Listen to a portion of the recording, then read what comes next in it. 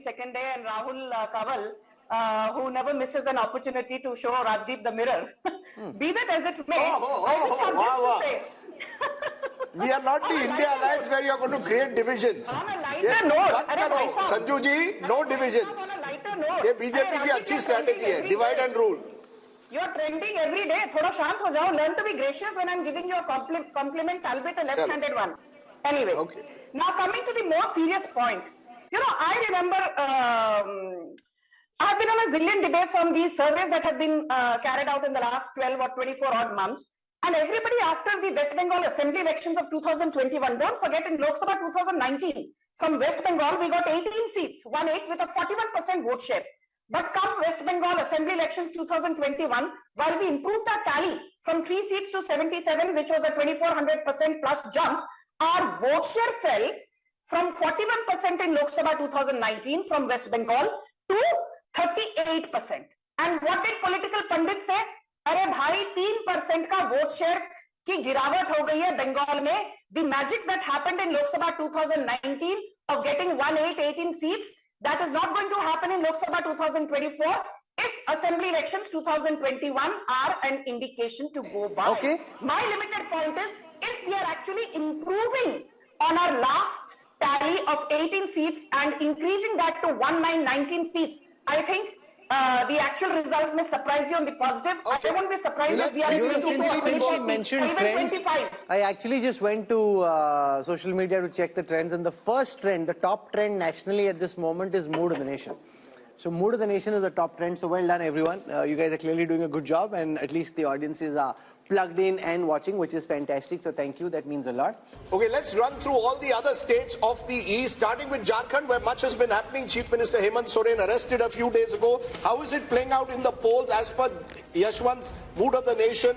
2024 projection, NDA 56% up 1, India Alliance 30% down 5, others 14.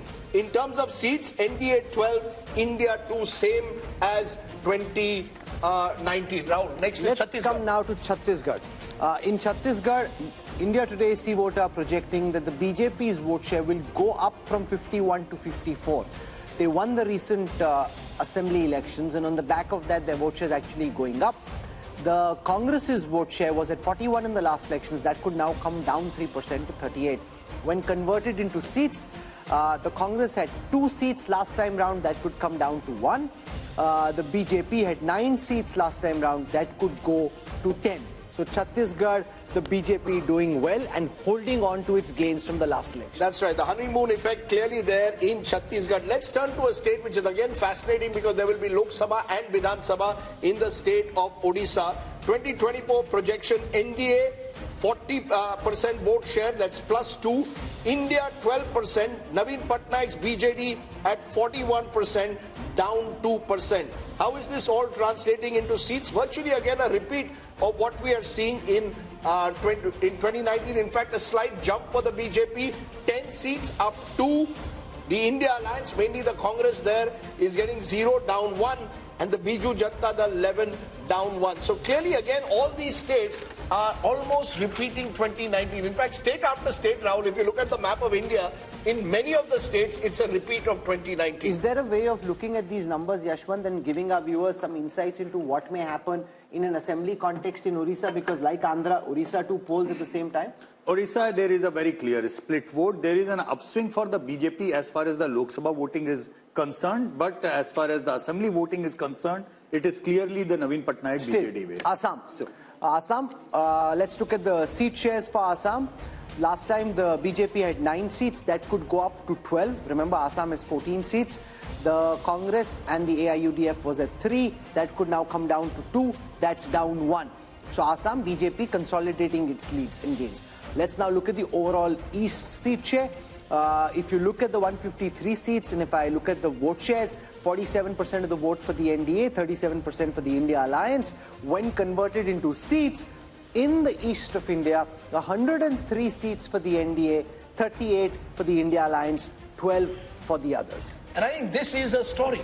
You know, while we focused a lot on the BJP's dominance in North India, its dominance in Western India, It is in the east that the sun is rising. The lotus is beginning to bloom, particularly when you include a Bihar and the northeast. I'm presuming Yashwant's included all the states of the northeast, the Manipurs, the Nagaland. No, so we will spend time on each of the northeastern states, so just so that people know. We're going to go into a break, show you the national big picture, but we're going to spend time on each of the northeastern states as well. Hello and welcome once again to India Today's Mood of the Nation poll. All the findings in India Today magazine brought to you by Sea Voter. We've gone state by state over the last 3 hours. We've gone from the north, south, west and east. It's time now to give you the big picture. What would happen if general elections, which are not too far away, were held today? Rahul, take it away. Give us the big numbers. Can Narendra Modi do his hat-trick after all? Will it be 400 par? Rahul. This is the moment all of you have been waiting for. No Indian Prime Minister since Pandit Jawaharlal Nehru has won thrice over in 3 successive elections. If elections were held today, does the NDA reach 400 par as they'd like to believe? Is the BJP achieving its mission 370? We've seen the talk. Let's see the numbers. The NDA alliance projected to bag 45% of the vote share, which is what the NDA alliance had in the last election as well.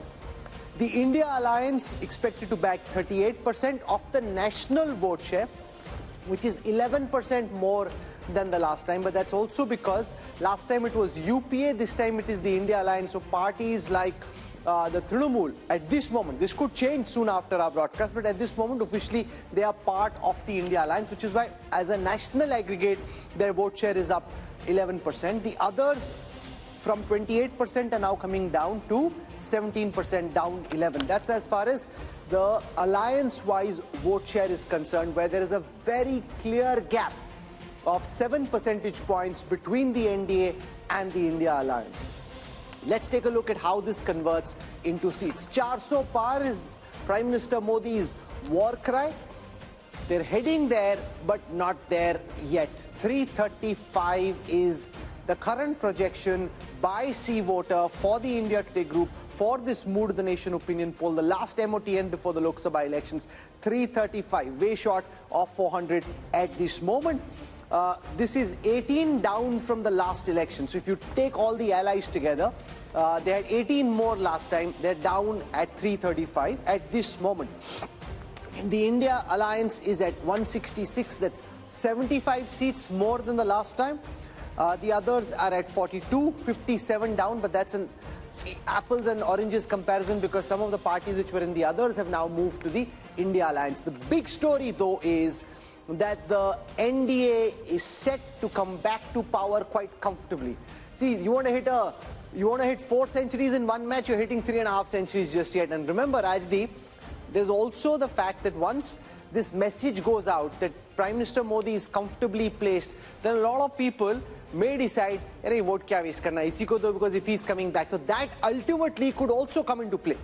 You know, there seems to be, Rahul, an inevitability about the outcome. I think this is one of those strange or rare elections where it almost seems, at least when you speak to political observers and politicians, that the outcome is known. It's a question of where does the NDA, BJP-led NDA end up? Where does the BJP end up? These numbers are showing the BJP is roughly just around where it was in 2019.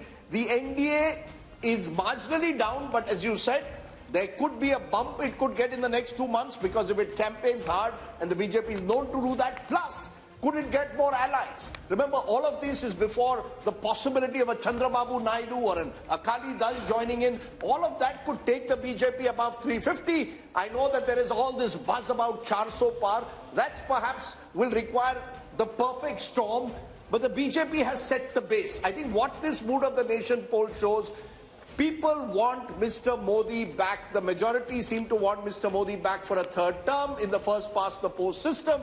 And unless there's some kind of a miracle in the next 6 to 8 weeks, the India Alliance will have to simply accept next time, or good luck to you, 2029. 2024 appears as close to a done deal, Rahul, with these numbers. And the Prime Minister's popularity remains pretty high again. It will be interesting to see whether he just wants to equal Nehru's record or actually be around the next time to beat Nehru's record, or at least attempt to beat Pandit Nehru's record. Let's take you through how the party-wise vote share and seat share would stack up. We looked at the alliance-wise numbers. Let's now look at the party-wise numbers. The Bharatiya Janata Party had 37% of the vote in the last election. That is expected to go up by a massive 3%. I'm saying massive because in a national context, for one party to be able to increase its vote share by 3%, that is a very significant achievement. The Congress had 20% of the vote share last time. See voters predicting at this moment that that could come down to 19, just a dip of 1. Others were at 43, they could be at 41. The big story there, though, is that the Bharatiya Janata Party, which in the last elections was standing at 37% vote share, could go up a massive 3% to 40. You know, Rahul, there are two big stories. One is the BJP story, the possibility, as you said, that Prime Minister Modi will emulate what Nehru did, win 3 consecutive elections. The other story is the Congress Party, losing 3 consecutive elections and its vote share not changing. I keep repeating, there's one figure that stands out for me, Rahul. The BJP got around 7.5 crore votes in 2009. It went up by a whopping 200% to over nearly 22 crores by 2019 in a decade. The Congress vote has remained relatively static at 11 crores. So while we are looking at the BJP and the big picture of Mr. Modi winning his hat-trick, we've got to also look at the Congress Party. And I think somewhere there are two stories. But it's not static. If the pie is growing up and your portion, say you're actually declining very badly. So you're not static. See, you're declining. Your vote share is remaining static. For a moment, and before we kickstart our discussion, let's take you through how this stacks up in terms of seats. We've looked at the vote share numbers. Let's take a look at how many seats each of these parties is projected to bag. The BJP, remember, had a 303 rifle that they were firing last time. This time it's 304. So it's not Mission 370. That's his rallying war cry. They're not there yet. 304 is where they stand. 71 is where the Congress stands, which is up 19 from the last time. Remember, there are gains in states like Telangana, which are helping the Congress do better than it did last time. Others at this moment are at 168, down 20. So that's where it stands. Prime Minister Modi very comfortably placed to be PM once more, which is why Raj Chingappa and his team are saying it's get set for a hat-trick. Raj, you want to give us what your headline is? What is it hat-trick? Is it the Modi momentum? What is it? It is set for a hat-trick. So is it about Modi? Is it about the BJP? How do you see it? I see your cover has Mr. Modi imperiously walking down. So we're calling it heading for a hat-trick. But let's, just for a moment look at the figures that are there. Yes. I mean, it's commendable that Mr. Modi in his 10th year is able to deliver the kind of numbers to the BJP and the NDA. And look at the term that he does it. In the second term, I mean, every world leader was under pressure, put on the mat. There was a once-in-a-century pandemic that was there. You had a complete collapse of the economy. You had the Chinese intrusion coming in. You had 2 wars, the Gaza and Ukraine war that pushed up inflation. Everything that could go wrong goes wrong. And yet, when we see at the end of 10 years, Mr. Modi is not only shining, but is up there in the league of greatness, possibly statesmanship that is happening. So I think we have to give him credit for what is it. Now, whether he's going to beat the record of Nehru, that has to be seen, but the polls indicate that. Whether he will beat the record of Rajiv Gandhi in 1984, that is to be seen, because 400 at the moment from what we took in these last 3 years, 3 or 4 bellwether states, the NDA seems to be holding, but not really catching up to the 370 that Mr. Modi wanted. I think what we will see in the next 2 months, there will be, I believe, because the way it is trending, and I studied what we did in 2014, when Dr. Manmohan Singh was aspiring and the Congress party was aspiring for a 3rd term. If you looked at our Mood of the Nation poll at that time, in January 2014, the Congress was down to 100, and the UPA was down to 122 seats. And the BJP, the trend line was that the NDA and the BJP was going to win it. Here, it's just the opposite. The ruling dispensation is doing it. So I would think that we are going to see a Modi wave because they can only get better from here. They seem to have equaled what they've done, and we're going to see this huge movement. There are caveats, which... We will come to the caveats in a moment, but is that how you see it? The big takeaway is the BJP has consolidated, holding its own. If anything, Yashwant Deshmukh, it could go up, possibly, in the next 2 months, depending on the nature of the campaign, the kind of momentum that you tend to get, that the winner gets a kind of bandwagon effect. Well, bandwagon or not, I've explained the relative turnout thing, which I think will be a very decisive factor, because I believe within the same vote share and sphere, just the higher relative turnout will give BJP extra 2-3 point jump, just by virtue of being able organizationally and resourcefully taking the supporter from their home to the polling booth. Out of that, having said that, you all know that from the seat projection perspective, I am a very, very conservative pollster. For what Raj is indicating, what Amitabh is indicating, probably is, they are poking me that, Yashwant, this is the starting block. And I agree to that, because when I look into the gap of 20% vote share for the BJP, Rajdeep, it's like it is likely to end up a complete sweep in many of the states where marginally I have probability-wise given 2 or 3 seats to the others. So if you look into the 335, it can easily be 350 just by taking into the other sweeping stakes of the BJP. So is there any caveat at all, Rahul Verma? Is there an inevitability of the outcome, as I said, where the question now remains whether the BJP is where Yashwant has pegged them at 303, NDA at 335, or does the BJP go up to 340, 350, NDA 370, 380?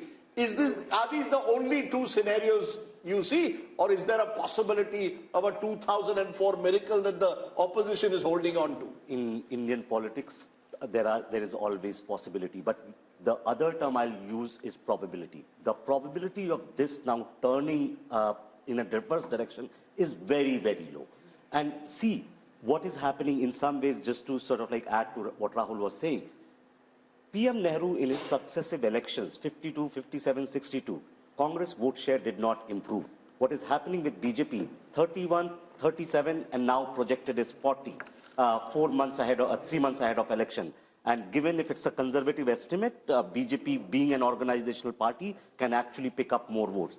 With that kind of vote difference, the seat translation is going to be heavy. And second point, Congress is holding on to its 18% vote share and 70 seats because of its perhaps performance in Telangana and states like that. And we don't know what would conspire in some of these states. If BJP ties up with, say, BRS, Telangana seat tally might change. What happens to the Congress party, Rashid Kidwai? 3 consecutive defeats, 15 years out of power. And while they may get 70 seats as per our poll, that could even come down to 40, 50 if the BJP goes up by 2030. Where does that leave the Congress party? Can it hold together with a third debacle? Yeah. I think, Rajdeep, it may sound a bit odd and bizarre, but the Congress would be very happy to know Yashwant Deshmukh's, finding and mood of the nation that Congress is getting 71 Lok Sabha seats. It will give them a formal position of leader of opposition in the Lok Sabha. Remember, Congress is very easily satisfied party, and that's the one reason why it is going down. On the other side, when Bharat Jodo Yatra, and this is a very big lesson for Rahul Gandhi, when Bharat Jodo Yatra was started in first phase, it was thought that with that yatra, Rahul Gandhi Congress would be able to increase, its vote percentage by 3 to 4%. They were actually hoping for 25%. So it's a very bad news that Congress is not getting vote percentage, no increase in vote percentage. I think individually in states, there will be breakaway Congress factions because nobody wants to be in a position forever. Amitabh, your big takeaway from these numbers, clearly it shows 2 months before the election, perhaps, as I said, more than any other election, a dead certainty as to who the winner is. I can only compare it with January 2019. January 2019, which is the best comparison to make, the Congress had just won 3 states in North India, and the poll suggested a tightening of the contest. The India Today mood of the nation actually suggested a tightening of the contest. A coalition government for the NDA. A potential coalition government for the NDA. Now we are seeing a clear majority for the BJP. What's your big takeaway? Is Indian politics heading towards some kind of a dominant party system, or is it about Prime Minister Modi being this domineering leader? So BJP is, of course, attaining the pole position which Congress used to acquire during the 1950s to 1990s. At that point of time, Congress was competing mostly against regional parties. Here we have BJP competing mostly against regional parties because regional parties tally is 168 seats. BJP is increasing its vote share. Congress is holding on to its vote share, and all its gains are coming at the cost of regional parties. In fact, the story, Rahul, for me is once again that remember 186 seats, roughly 186 seats, direct contest in 2019, Congress versus BJP. Congress won just 12. BJP won most of those seats by double digits. Nothing has changed. It's almost as if the Congress is where it is, comatose in a way electorally, and the BJP is growing. And because they're not listening. And the other factor, which is also in a way worrying, is the North-South divide. The BJP dominating North India, dominating West India, doing even very well in the East. It's only the South which seems to be marching to its own beat. And I wonder what the implications of that will be long term. If the Congress had any good sense, and I'm not at this moment certain that the people who do are looking so obsessively at this election in the way that the BJP is, they should sit into a room, Messrs. Kharge, Rahul Gandhi, Uddhav Thackeray, Sharad Pawar, and say, let's thrash out the Maharashtra seat sharing formula before we leave. Sit from morning till evening, go seat by seat, thrash it out, compromise, and do the same for Telangana. Figure out who your candidates are, get on the ground. Instead of just spattering your ammunition all over the place, focus on their... No, but they're not even invited, Rashid. That's the problem. Each of those leaders are saying... Because Rahul Gandhi is there, so they need to... But what is more important? Sitting and fighting and trying to win the few seats you have an opportunity of winning, or this yatra which only seems to be causing trouble? Can I make an even more controversial point? Which is what? If I was the opposition today and I saw your numbers and the mood of the nation and all of us predicting the inevitability or the probability of the outcome, I would actually see one opportunity, and that is focus on state elections. There are going to be, look, there's a Lok Sabha election which the outcome seems inevitable. It's about whether... No, but you cannot, if you're in the opposition, you cannot take it as inevitable. You have to fight the election. No, you have to fight. That's why I said it's a contentious point. I have 100 rupees in my pocket.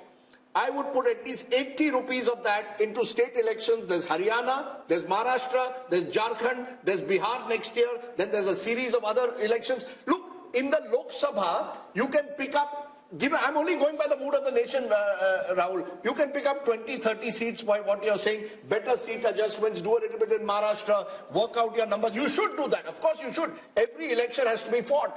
But when I look at the priorities, my concern for this kind of opposition is that they seem to not even be able to get their act together often in state elections. Maharashtra is a good example. There's an election in Maharashtra in September, October. You win Maharashtra, you lift the morale. Imagine what happens if you lose Lok Sabha badly and then also you suffer a debacle in Maharashtra and Haryana. Eventually, and don't forget, Karnataka, the government could be on notice given the kind of numbers that we are showing. Telangana, the Congress has a small majority. So, the Congress Mukt Bharat or an opposition Mukt Bharat is in a way a reality if these numbers hold on. I would say focus on state elections, get your act together, and I agree with you. At the moment, you should be sitting across a table, working out seat sharing, working out some kind of plan. I don't see that, which is why I think Yashwant has underestimated the BJP. My numbers are, I did my own polling, 340 plus BJP, 370 plus ND Alliance. I'm not ruling out even a bigger number than that. Yeah. That's the way I see it. I believe that the opposition is totally despondent. Rashid Kidwai, are we seeing a phenomena similar to what we saw during the Gujarat Assembly elections, where because of what Rajdeep is saying, because of what others in the opposition seem to be thinking, the opposition just gives up the fight? Like when I traveled through Gujarat in the last Assembly election, the opposition, the Congress wasn't even in the fight. AAP was trying to put up some fight. See, it's a self-perpetuating prophecy. If you don't fight, your opponents do even better. The BJP ended up with 154 out of 182. If the Congress had fought harder on every seat in every region, they may have done better. You give up the fight thinking, you take what Rajdeep is saying seriously, say because the opposition takes what he's saying very seriously. If they start taking what he's saying seriously and not fighting this Lok Sabha election and preparing for the assembly election, jitna bura pitenge usse aur pit jayenge. Too late hai, Rahul. Ye sab hota chahiye tha 6 mahine pehle. You see, the biggest problem with this opposition in 2024 is there is no sense of ownership. there is regional parties and there is Congress. When you talk about Congress, there is an official AICC President Mallikarjun Kharge, and there is a Rahul Gandhi who represents the political leadership of the Congress. Now each person. So what does Kharge represent then? He's a Congress president, but he lacks that kind of political leadership. That's what I'm saying. There is no sense of ownership. Not and political leadership, political authority. He's not been given the political authority. Can I just come in at this point? Take a look at the opposition. If, for instance, the Congress, if it had won one state in the north, Madhya Pradesh, where it was, anti-incumbency was clear. So it was so close to actually turning the election. Because if you go back in the year that's there, firstly you win Himachal in December, then you come back and win Karnataka, I'm talking last year. You have the India alliance being formed at that particular point of view. You knew where your battles were. Okay. This is the difference between what the BJP does, which knows that these 3 seats were critical for them to get the momentum to win the Lok Sabha. Easily the story could have turned, and the mistakes the Congress started making. Sanju Verma is with us and Radhika Khera is with us. Sanju Verma, to you first. I hope you've got some laddus and some mithai for Yashwant Deshmukh, Raj Chingappa and everybody else over here, because it seems that the Prime Minister... She won't give me? She won't give you? She won't give me mithai? No, she just said you were doing a great job when you were trending. She should give you mithai also. Now, 304, after 10 years of being in power for the BJP, 335 for the NDA, it seems no matter whether you get to 400 and 370 or not, the outcome of the next election seems to be heavily skewed in your favor. Yeah, Rahul and Rajdeep, there's this famous saying by Norman Vincent, if you shoot for the moon, you will at least land among the stars. So whether it's 370 or 400 or 335, what have you. Point number 1, BJP is romping home with a massive majority all on its own. Point number 2, I remember that famous interview with Prashant Kishore a few days back, where Rajdeep kept asking him, what is the secret sauce around brand Modi? So I have something to say to the Congress. हम तो जीतेंगे ही, पर कांग्रेस के जो समर्थक हैं, ये ध्यान से सुनिए. जो जानकर भी अनजान बना रहे, उसे दर्द क्या बताना? जो जानकर भी अनजान बना रहे, उसे दर्द क्या बताना? अभी मगरूर है वो, खुद में उन्हें क्यों होश में लाना? अभी मगरूर है वो, खुद में उन्हें क्यों होश में लाना? एहसास तब होगा उन्हें जब छोड़कर जाऊंगा. एहसास तब होगा उन्हें जब छोड़कर जाऊंगा. फिर नहीं होगा मुमकिन मेरा लौट कर आना. फिर नहीं होगा मुमकिन मेरा लौट कर आना. The voters have time and again. कौन छोड़ के जा रहा है? अरे भाई साहब, वोटर्स ने छोड़ दिया है, but Rahul Gandhi refuses to look into the mirror and get a reality check. But now I will speak with hard numbers. Just bear with me for 20 seconds. Of course, before you go on, you've thrown a poetic punch. Radhika Khera, I don't know how good your shairi is. She's thrown a poetic punch at you. That's a bit of a googly. Can you come back on the spur with a counter? Let's see. The numbers aren't favoring you, but let's see how good your shairi is. Go for it, Radhika. I'm sure that these numbers are a disappointment for the Bharatiya Janata Party spokesperson, because their claims of ab ki baar 400 par have gone down over here itself in your survey. But coming back to that, I feel that surveys are not actually showing the true picture. The true picture is what I have here. I'm sorry, I don't believe in shairi and all, because we are not here for entertainment. And India Today is for talking about hard facts. Hard fact, today's newspaper, which says, Kisan karenge aaj Delhi ka coup. This is the reality of the country today. The reality of the country today is that our wrestlers were sitting outside protesting, and what were they given in return of the protest? Lathia. The reality is that the entire country is reeling under inflation, unemployment, poor law and order. While Modi ji goes and pats himself on the back, I did not speak in between. Sanju Verma, you must allow her to speak. No, please put down Sanju Verma's voice. You must allow her to speak. We are a democratic country, and India Today is a democratic channel where you cannot mute my mic and you will let me speak. You cannot control the opposition over here. Well, coming back, the country is watching how over 100 parliamentarians were suspended for parliament because they were raising their voice. Country is watching everything. Country is watching how governments are being brought down, being scared by the ED. Parties are being broken down and new fractions are being built. Country is watching everything. Yes, there have been disappointments that we've had in the recent elections in Chhattisgarh, Madhya Pradesh and Rajasthan. But all surveys were predicting that Congress was winning Chhattisgarh. And Rajdeep, you even visited Chhattisgarh. The mood of Chhattisgarh was absolutely different on the ground.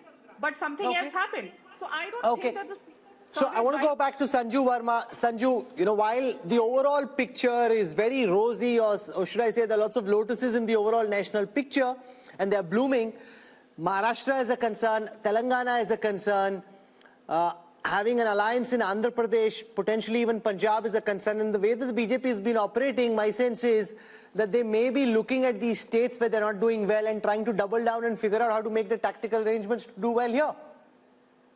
You know, I will answer your question, and now I hope the courtesy will be extended to me. Ruling party के प्रवक्ता का mic mute नहीं किया जाएगा. You know, Radhika Kera, I agree with her on one thing. She said this is a serious channel. We are not here for entertainment. I completely agree. Entertainment तो राहुल गांधी दे रहे हैं, भरपूर entertainment as part of his Bharat जोड़ो न्याय यात्रा. Then he says, stove में कोयला डालो और स्टव जल जाता. I thought that the stove runs on kerosene or fuel. For the first time, I learned that the stove runs on coal.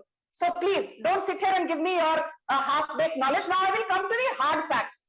Rahul, I will not even talk about what Mr. Arun Puri said in August 2023. These are famous quotes of his, which I really love reading them all over again on every debate. In August 2023, after your then Mood of the Nation poll, he said, Narendra Modi has pulled off what few leaders have. He has banished the universal factor of anti-incumbency. Narendra Modi's popularity rankings defy the law of gravity. I'm quoting Mr. Arun Puri ad verbatim. And I'll tell you why. जहां नरेंद्र मोदी खड़े हो जाते हैं, वहीं से line शुरू हो जाती है. Because we had a votes or number of seats at 17.6 crore in Lok Sabha 2014. People said, this was just happenstance. We got the number of seats, winning seats at 23 crore votes. 23 crore people voted for Narendra Modi in 2019, which means there was a 31% increase in our winnable seats between 2014 and 2019. Now, I am not even going to assume that BJP will see a 3% uptick in its vote share from 37 to 40%, as Rahul said. Let us assume that the vote share continues to remain at 37%. It does not rise to 40%. I'm being conservative, despite being an Andh Bhakt and a Modi Bhakt. Despite having a vote share at just 37%, just going by past track record, if you extrapolate the numbers, you will see 30 crore people voting for BJP, assuming a 31% rise in number of seats. And if you assume just a 15% so you made that point, ma'am. I want to go across the table. Ask Amitabh, what could be the X factors from here? We're in the beginning of February. We've got March still to go and then elections in April, May. What could change? Good, bad for both the opposition and the government? See, X factors for the BJP clearly is the mood of the neutral or the undecided voters from now on, because BJP clearly has the momentum. The numbers are very strong for BJP. 335 NDA means if you add the reverses in Maharashtra and Bihar, which is 25 seats itself, 360. Plus you have a new ally from Andhra Pradesh, possibly 17 seats, 377. So mission 400 or 370 is not impossible. That's number one. This is largely predicated on the image of Prime Minister Modi. So if there is a black swan event which dents the popularity of Modi, that is the only event which could probably tilt the numbers in favor of the opposition. It's all about Modi, his popularity. He is getting the votes for the BJP, and he is the difference between the opposition and the Congress. But this is an important point, Rachingappa, that it's essentially no matter who thinks what of it, the fact is, and you can quantify this, and we'll do this tomorrow, but if the BJP is winning in the way that it is, it's because of one man. And what this country thinks of one man, what anybody on this panel thinks of that man is inconsequential. The voters who we've spoken to would like Prime Minister Modi back. They have a direct connect with him. They have faith in him. They trust him. They want him back. Well, let's call it brand Modi. That is really a phenomenon that has happened. And just look at what Amitabh said. Even in adversity, he comes out the winner. You had Pulwama, which is a black swan sort of event that happened in the thick of election. He converts that into a great opportunity. Take a look at his second term. Each of these things, COVID, he's first castigated. Our polls itself show that it goes down, comes back, with a bang, makes sure that the economy is growing, takes care of the people on one side. Then let's also look at the, see, I think there are a couple of qualities we have to look at Mr. Modi. Decisive leadership. Article 370 goes. Early in the tenure that is there. Ram Temple, built at terrific speed. The Parliament House built it. Women's Reservation Bill put there. So you are seeing, if you take a look at some of the characteristics of leadership, vision, he has it. He's not only showing a vision for these next 5 years, he's looking, many people could say, well, that's, really pushing the target too far.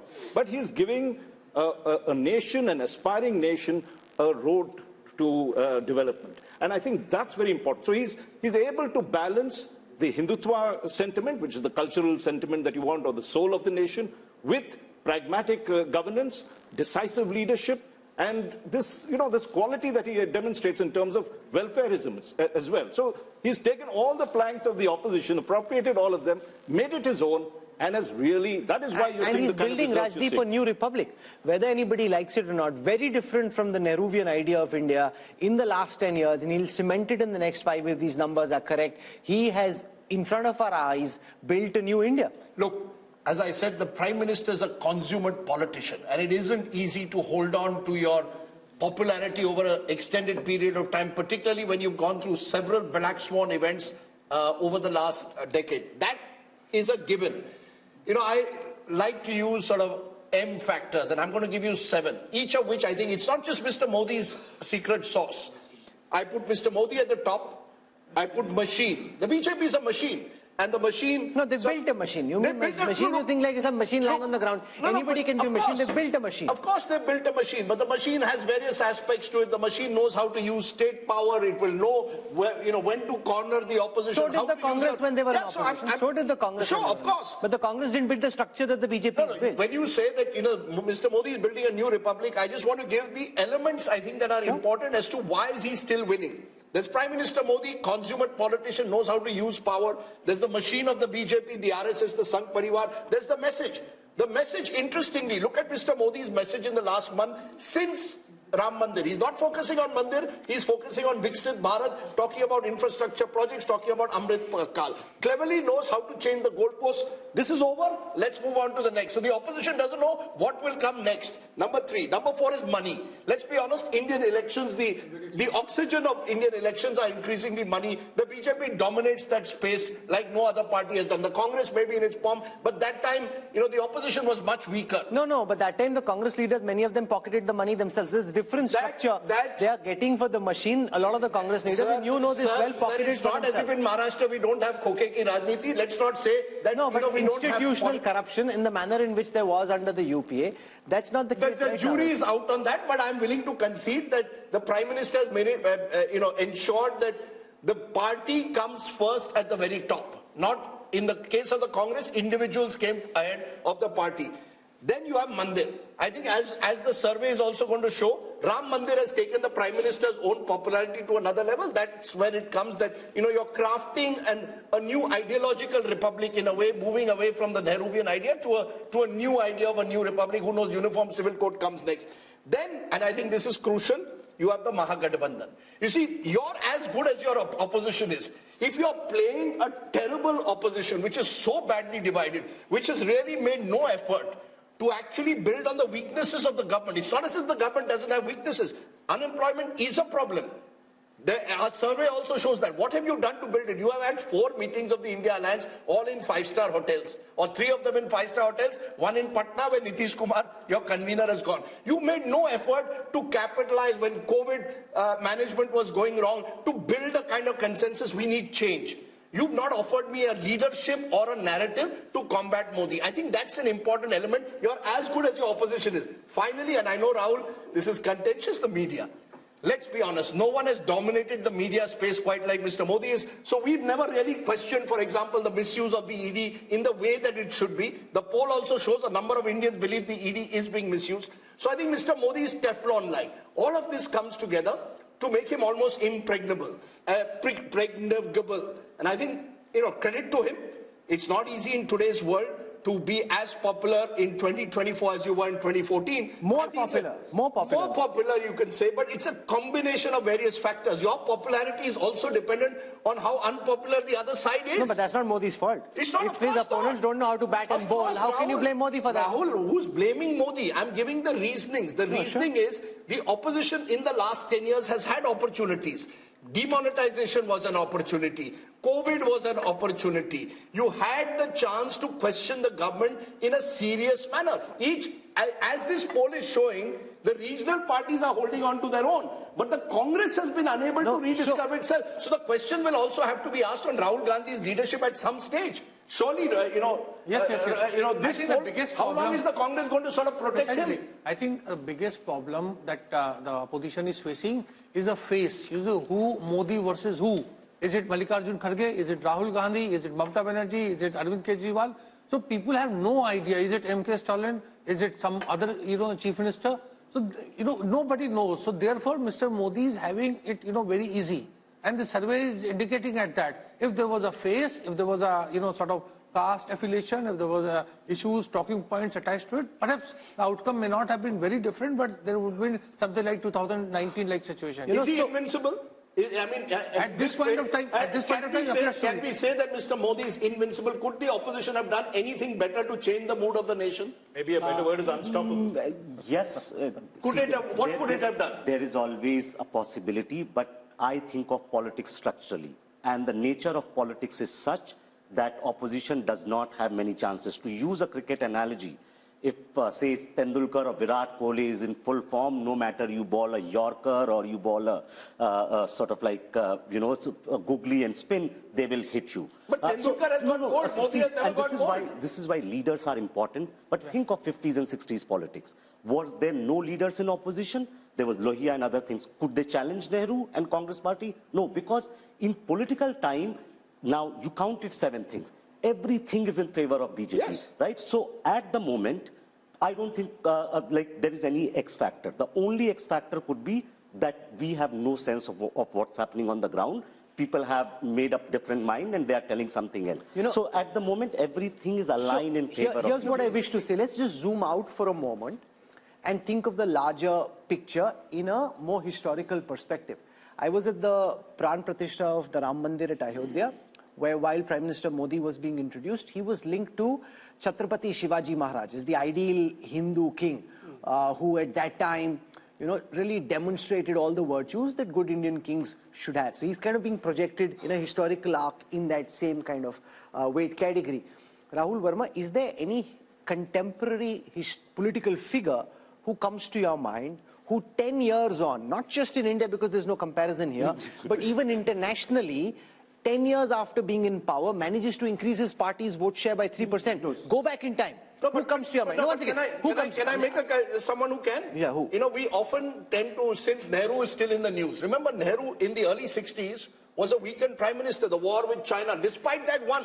Please understand. No, but his vote share kept coming down. But his vote share in the years that he was in power, the Congress kept losing ground, the BJP is gaining ground. And there was no opposition. But where is the opposition today? That's what I'm saying. Where is the opposition today? There was no opposition. Where is the opposition?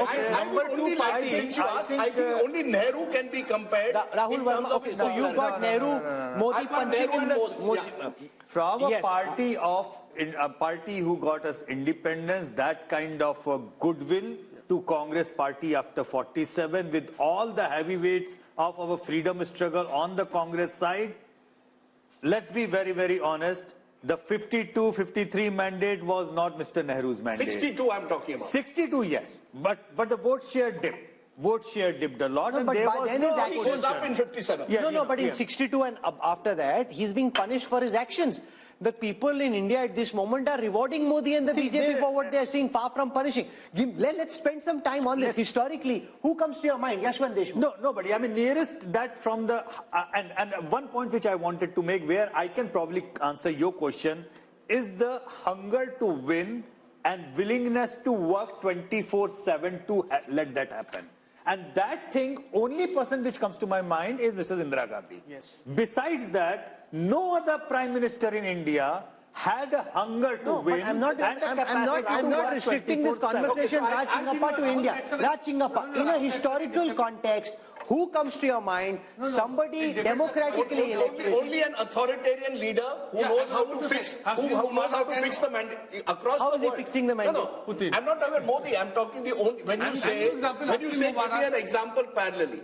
There are democratic countries where you will have the likes of a Putin in Russia and Erdogan in Turkey, who will know how to, in a way, manage the mandate. Erdogan had a very tough fight. He won with 6 percentage points. In a relatively free and fair system like ours, to do it over 3 elections with your popularity increasing, I think makes Prime Minister Modi sui generis. You look at Algeria, where there was, this thing that Burj Khalifa, when Nehru was there, then I went with Hamid Ansari, he was still Prime Minister. Yeah, but let's not compare Algeria with India. I think, Rahul, you make a very good point. In a democratic society like ours, with all the pulls and pressures, with, as we are seeing in our poll, South India having a very different politics, states like Maharashtra, Bihar, Bengal, Karnataka looking tough for a while. I think Mr. Modi has done the remarkable job of holding his popularity. I will only say this, and I think this is an important point that we need to make. While we talk of the invincibility of the Prime Minister, and I think CSDS's post-poll in 2019 showed 1 out of every 3 voters voted for the BJP because of Prime Minister Modi. The BJP itself is not invincible. That's why I made the slightly controversial point that if I was the opposition, I would focus on states where Mr. Modi is not on the ticket. The BJP is weakened. You want a strategy for the future? Start from the states. Okay, the problem is you're going to make this, the India Alliance has come into this 2024 election with no clue of how they want to face up to Mr. Just Modi. to remind the viewers, Rahul, once and again, we are so damn focused on 14, 19 and probability of 24 that we are forgetting the fact that BJP as a party has lost 50% of the elections in this country in the last 10 years. 50%. Yeah. So invincibility of Mr. Modi as an individual which the BJP is benefiting from is not exactly the invincibility of the BJP. Number one. Number two, yes, I concede and I understand, being a conservative pollster, this is probably the starting block of BJP and the NDA. And majority of our polling was happened before the Ayodhya Pran Pratishtha. That impact has to come in, and with the way they are looking out for alliance partners and the way they are going about it, this can only go up. Having said that, if you will ask me if there is any, I don't see a black swan because nobody can predict a black swan, but one red flag, that is the complacency factor. Complacency factor was the factor which caused them. Are they looking complacent to you? No, they are not. But 2004, urban areas, the turnout dropped by 18%, and that caused the BJP. Modi is no Vajpayee. That's precisely what I was trying to say. They have learned their lessons pretty hard, and neither Also, Modi there is is a very- Can I give you a very nor interesting Mr. anecdote now? Bhagwat is Mr. Sudarshan. Sure. Both the factors are remaining. Can I give you a very interesting anecdote? just this morning, I was told by an MP, Parliament has been extended by a day. The BJP is going to put out a white paper on what the Congress did over 10 years. क्या जरूरत है अगर 300 seat मिल रहे हैं? What to put white paper? लगता है desperate है. मैंने कहा desperate नहीं है. They want to take that 320, 330 that the mood of the nation is good, because he wanted to know the numbers. 320, 330 to 370, 375. एक दिन भी नहीं छोड़ना है Parliament का. If we can get an extra Saturday in, where all the TV channels for 7-8 hours will talk about this white paper, keep the mahal going. So there is no complacency. On the other hand, it's like a team which has scored 350 runs is sure to win. But things, last 10 overs, all 100 run करके 450 जाते हैं. Look at how this 400 par is seeping into the psyche of the opposition. The Congress guests we had today, even Kharge ji in Parliament, they are referring to 400 par. They should be dissing the idea of It's like you have the most, forget ideology for a moment, you have the most competent practitioner of the political craft up against the most inept practitioners of politics in the Congress. You are right. That is why when you Rahul, have them go head to head. What Modi did, sorry, Raj, just a quick point. I think one, when you look at what he's done in terms of 370 and 400 for the NDA, he's addressing what the concerns Yashwant was talking about. He has pushed the bar even further, higher and better. So, and today you feel He's getting 303 and he shouldn't be getting 400. No, but you heard what Rashid said. The second point. Congress will be happy with this. The second point I would like to make. Ek छोटा सा point. Yes. See, the Congress thinks that if India Today and Yashwant Deshmukh are saying 71, it means Congress is well past 100 seats. That's how they're thinking. Yeah. No, I just have a quick addition to this one. You were asking about who else would you go. I think Mr. Modi is in a league of his own. And internationally. Internationally, yes. And see, we are the world's largest democracy. I think we have produced great leaders. Precisely. You may not agree with Nehru or what he did. Come at the hour, it was Nehru. Come at the hour, this time, it was Modi. And I think we must, in many sense, commend that rather than bring comparisons Indira Gandhi. No, so Nehru is one comparison. I'm saying go internationally, Raj, with all the expertise and experience. You see, there, you could get other kinds of leaders who had just held on to power. In the recent power, probably you can't have any comparison with American presidents because they have to give up their terms in two terms. You might end up with a Putin, Erdogan, and all those. These are not the kind of leaders you'd like to match this. Or even Xi Jinping, the other side, right? He's also there, but of course a completely different system. So if you really look in terms of democratic nations, as I said, he's in a league of his own. I don't think we need to bring comparisons. Here's a person, as Rajdeep described, we had talked of leadership. We have to appreciate that. May like him, may not like him. There is something about him that is, converted a nation of 1.6. I think, again, I completely agree with Raj, and just to add to him, see, what sets Modi apart from everyone, Nehru inherited a party and an organization. Modi also inherited. But BJP was not present in many parts of India as a strong force. What Modi has done in these 10 years has put the party on map in eastern India. In many states where they were in single digit are now running governments. Right? So what he has done electorally has basically created that machine which was there, maybe using all kinds of things. But now BJP is a very, very formidable and unparalleled election machine in contemporary politics across the globe. I think that is one of his biggest across the globe. Can I add two more M's? Interesting. One is middle class. I remember Arun Jaitley telling me this 10 years. He says, as India becomes more and more middle class country, he believed that the BJP was there at the right place, right tap to capture on the energies of this middle class. I believe post 1991, ironically, the Congress party didn't capitalize on the zeitgeist of this new India. They went in the other direction when they should have actually taken credit for Manmohanomics, built this middle class constituency. Look at across urban India, and as India gets more and more urbanized, look at BJP's performance across urban areas. Mr. Modi is popular in both rural and urban. We forget the Labharti scheme and the impact that has had, direct benefit transfer, using it to put money in people's hands. But I think middle class has become a core constituency of the BJP, and they've built around that. And whether we like it or not, it's maybe the elephant in the room to some majoritarianism. Particularly in North India, there is a sense of a Hindu majority. The point you made, a new republic, somewhere it's the Hindu assertion. That also is a major factor. When I add Labharti and Hindu assertion, I don't think you can win an election. But which government in the past, Rajdeep, has spoken of making India a developed country and set a timeline for it? Sure. And actually then mobilize the will and try to build the circumstances which allow us to move in that direction. This is the only other government that I know. Rahul, I want to only put one small caveat, which is there are areas of darkness in this country. Let's be honest. Whether it's the ethnic but there are areas of darkness in the United States. There are areas of darkness in Europe. Rahul, just as I believe the middle class has arrived, unemployment is a serious crisis. It's going to get worse in the era of automation. In education systems will not be able to match what the new market needs. I just agree with you to let's not say that we've reached there. No, Mr. Modi is offering a dream. Mr. Modi is offering a dream. And making the effort to achieve that dream. He's offering a dream. He's offering a vision, and he's making the effort to take us in that direction. So it's not as if he's sitting on his laurels. But then aspiration is not just middle class, Rajdeep. Middle class is like 50 shades of grey. Anybody who is not in BPL family is a middle class. Okay. So from lower middle class to middle class to the higher middle class, it's an aspirational class.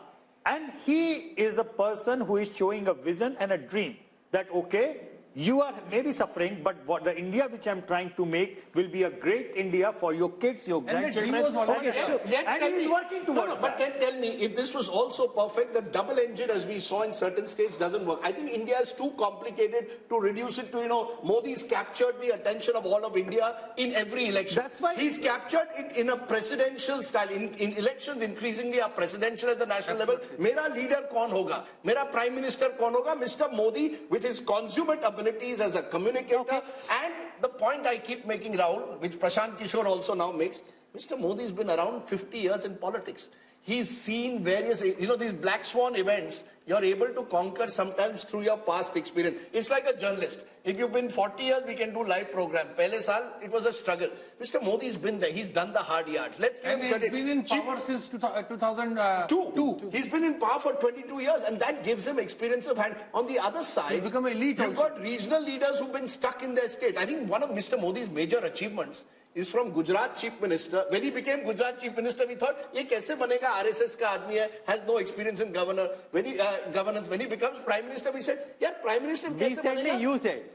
Look, no, one minute. I will say this, and I have proved Mr. Javed Akhtar at a dinner in 2012. 1 week after Modi won Gujarat a third time, he said, yaar, kya lagta hai, Modi ji aayenge center pe? To maine kaha, hai, I think Modi ji will come to the center. I think he will win the elections. 2012 December, before he tilted.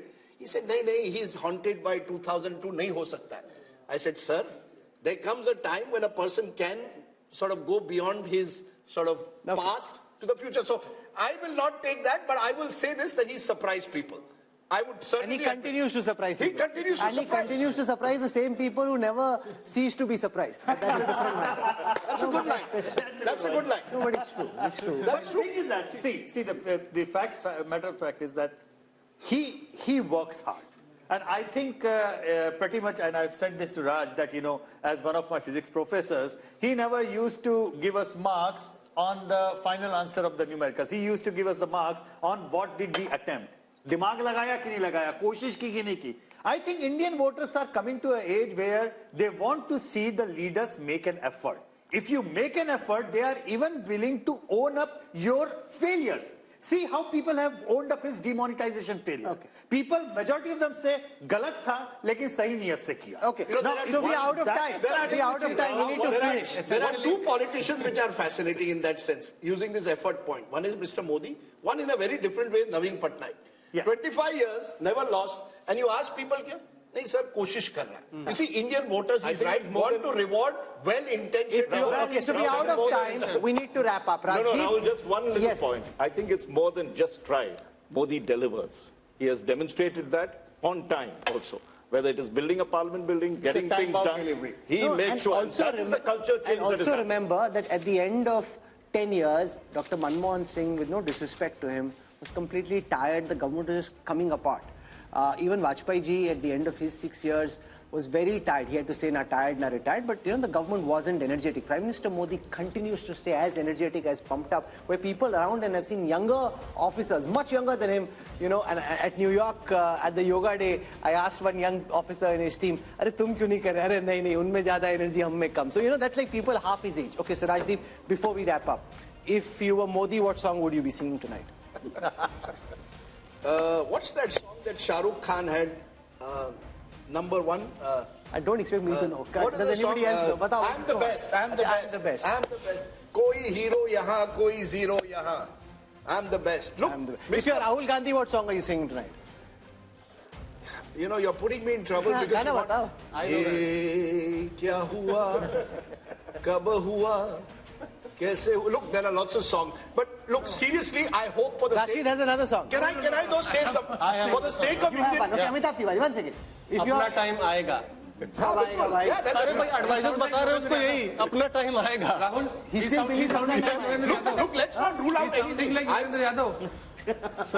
He's saying Rahul Gandhi thinks अपना time आएगा. नहीं, Rahul Gandhi is being advised कि साहब अपना time आएगा. Look, I hope for our sake of our democratic process and indeed for our television coverage, we have an exciting election. I hope that this mood of the nation doesn't result in most people believing ab kyun dekhna hai? No. Jeetna to hai. I hope we have a contest. Is that the reason he has given the shagufa of 360, 370 and 400? Because he might be feeling, Rajdeep bore ho raha hoga. Kuch naya do.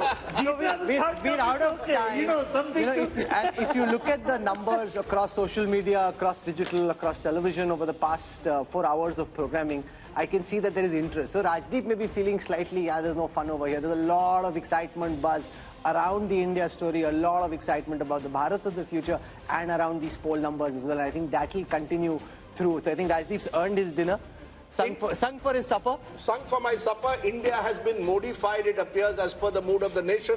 We'll wait and see what the voter really wants. This was simply a teaser to what might be lying ahead. So day 2 tomorrow. A lot of detail on impact of Ayodhya, the impact of Nitish Kumar switching in Bihar, the performance report card of the Prime Minister, his government, the opposition, all that and more coming up in part 2 of the India Today Mood of the Nation all through the day tomorrow. So we'll see you again.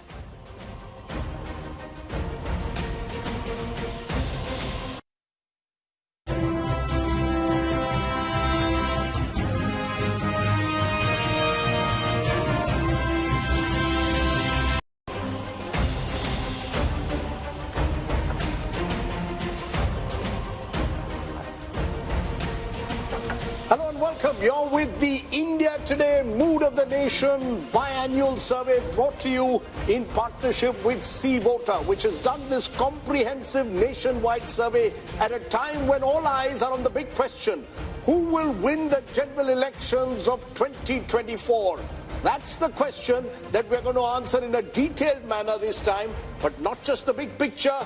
We'll be going state by state to bring you all the results you've been waiting for. This is the last Mood of the Nation opinion poll before the general elections of 2024, which is what makes this that much more important, and so much rides on the results of this Mood of the Nation opinion poll.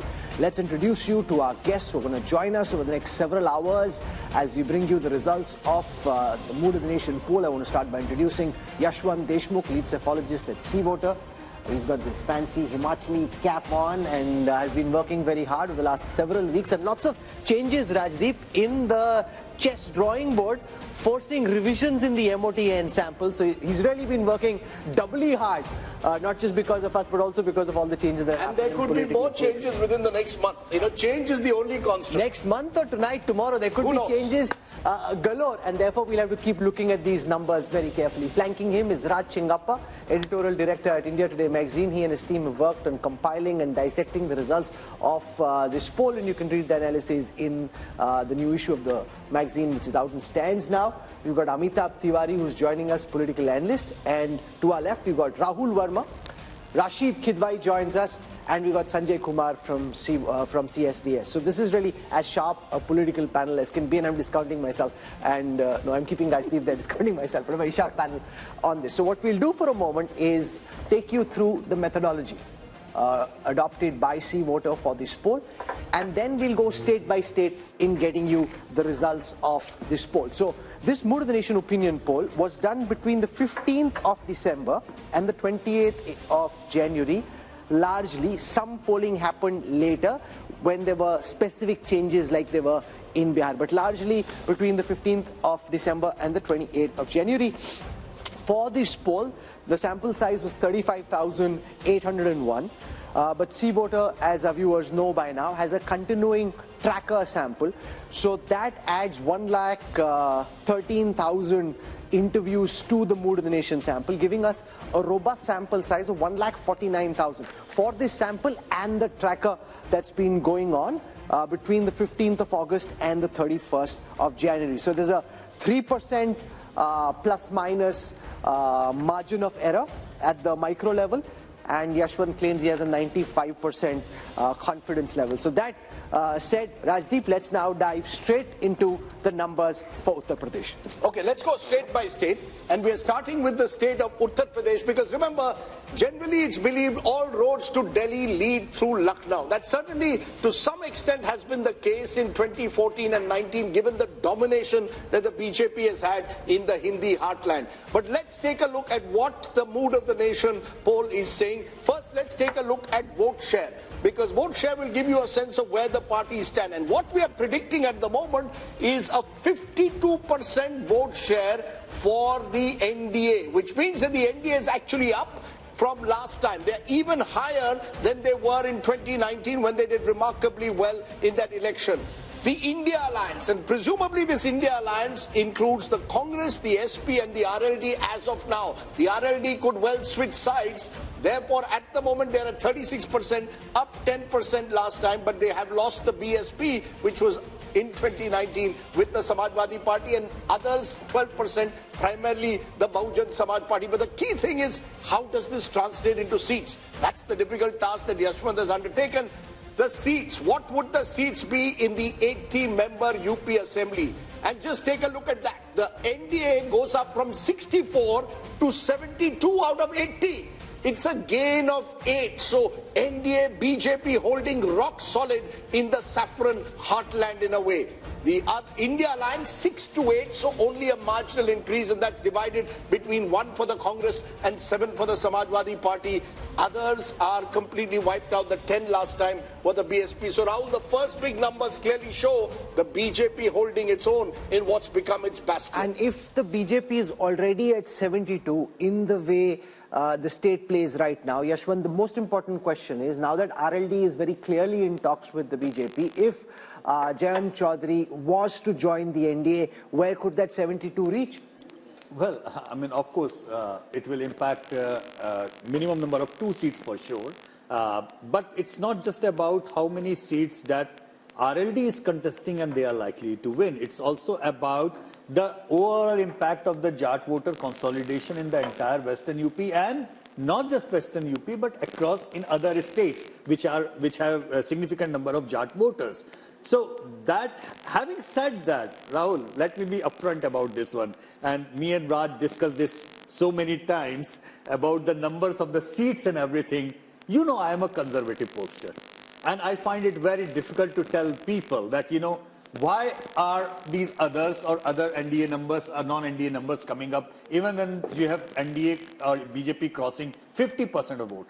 That is simply because of the probability.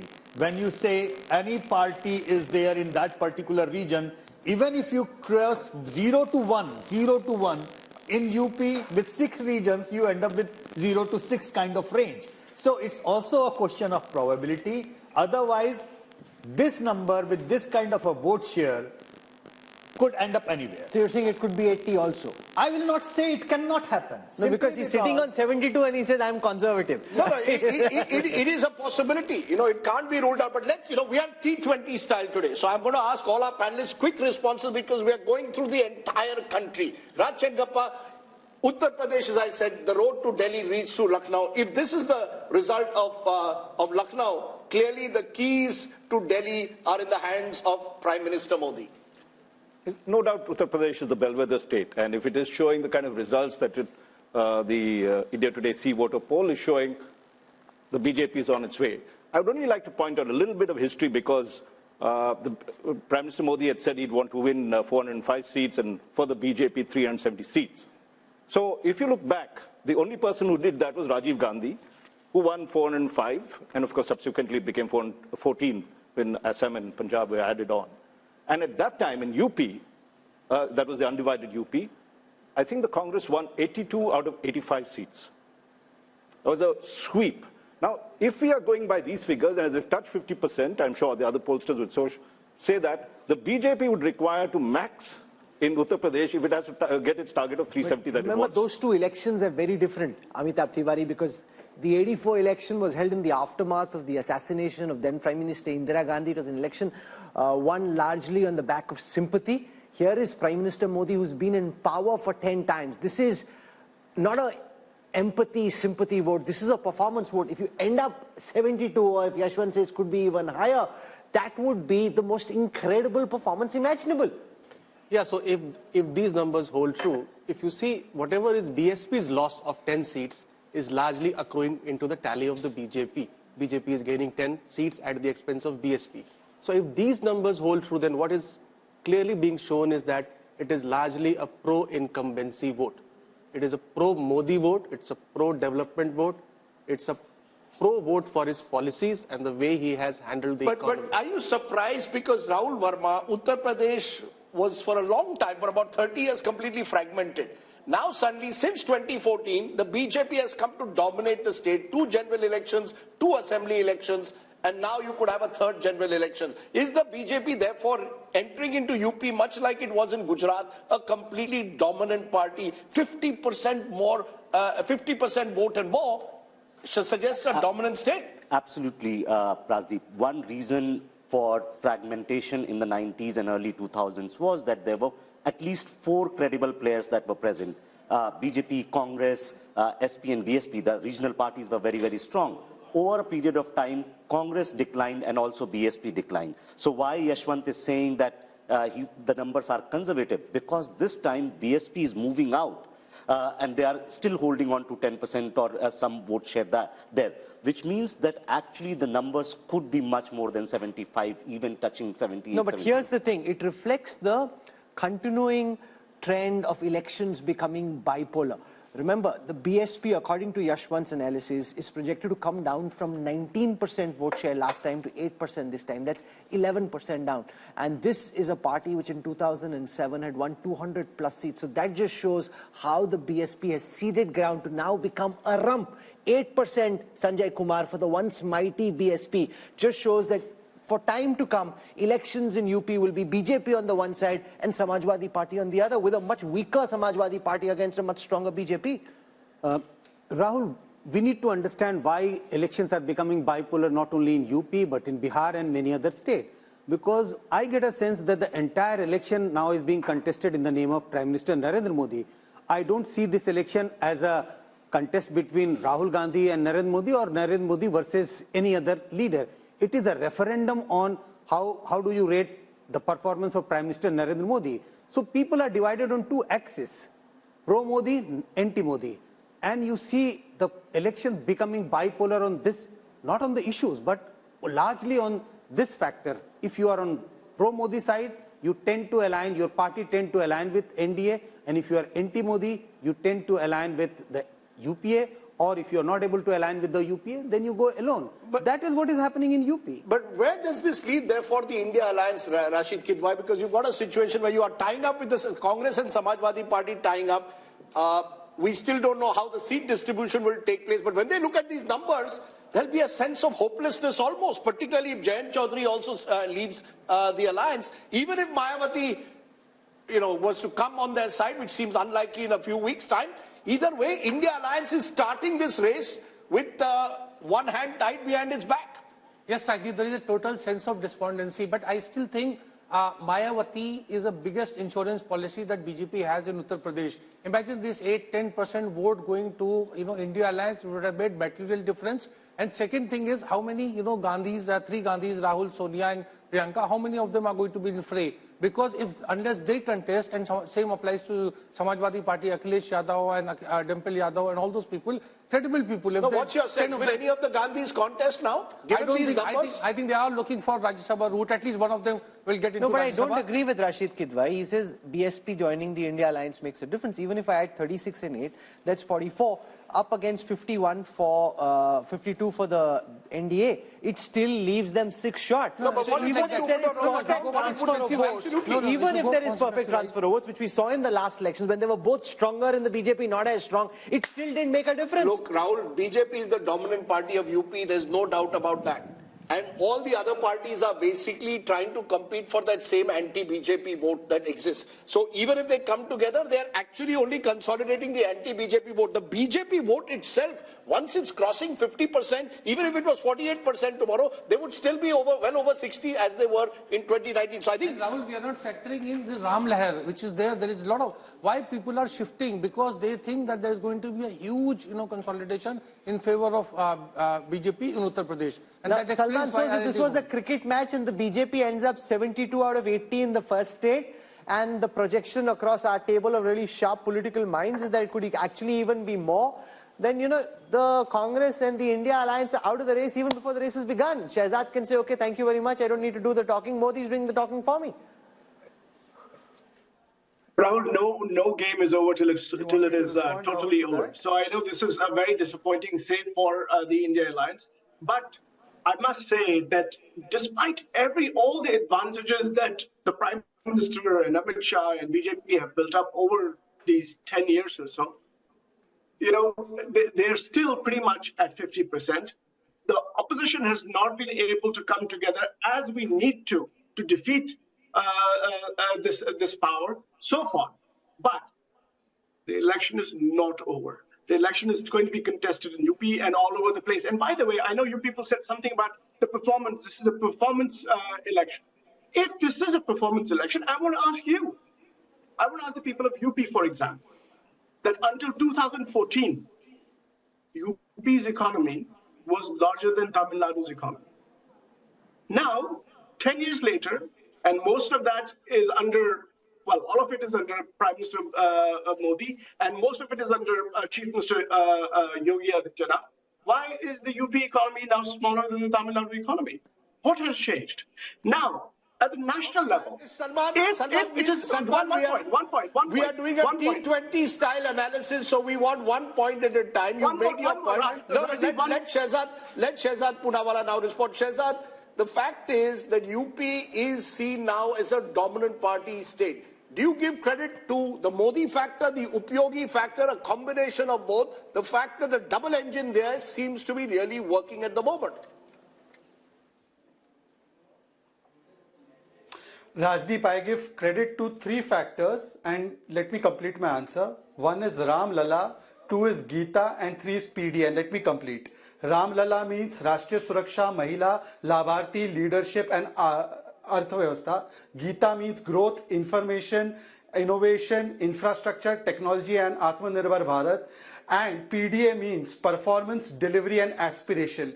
Today, Rajdeep, Modi ji and Yogi ji have converted the vocabulary of people like you from anti-incumbency to pro-incumbency, where even the most critical cynics like Yogendra Yadav and Rajdeep Sardesai in the Democratic newsroom also have to say that BJP ko सबसे ज्यादा number मिलेंगे ही. This kind of conversion happens when time after time the people see the leadership and the performance of the party on the ground and overall, because we have a mission and a vision. We are not people of commission, corruption, ambition and family profession, and therefore I give credit to Ram Lala, Geeta and PDA.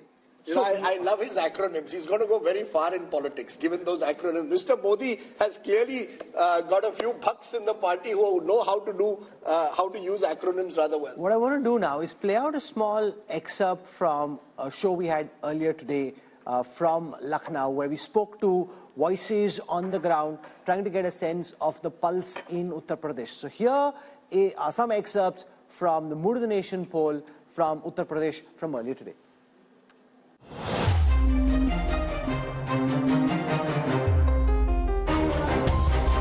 Joining you from the city of Lucknow, and once again, if political cliches could hold true, nothing.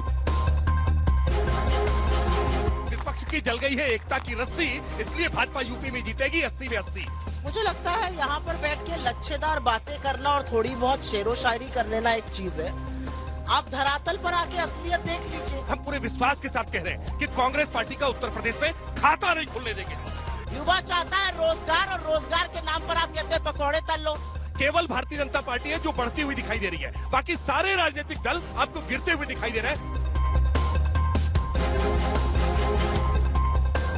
आप सबके account में 15 लाख आ गए, 2 करोड़ बेरोजगार मिल गया, नहीं मिला। और जब अलायंस करना था ना, तब राहुल जी के प्रोजेक्शन के लिए उनकी एक यात्रा प्लान कर दी गई, और जहाँ जहाँ चरण पड़े राहुल के ताता बंटाधार हुआ। जैसे जैसे यात्रा प्रारंभ हुई, एक एक करके अलायंस लगातार छूटते जा रहे हैं। Shouldn't the India alliance actually look at bringing in Mayawati, because the 8% vote share could also, she might not win a single seat. As far as Behan Mayawati is concerned, I think it's really up to her what she would want to do. 370 हम कह रहे हैं क्योंकि 370 हमने हटाई है।